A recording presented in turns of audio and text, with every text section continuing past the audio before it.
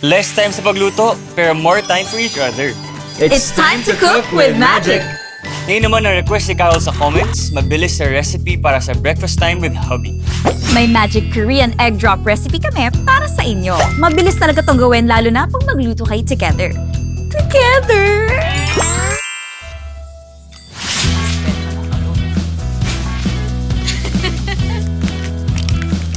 Ngayon, maglagay ng Maggi Magic Sarap.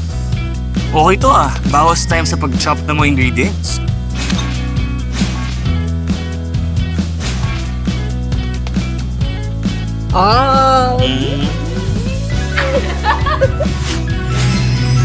Less time sa pagluto, pero big time yung sarap. Kaya gawan niyo ng magic.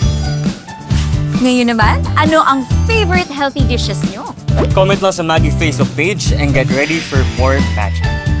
More magic?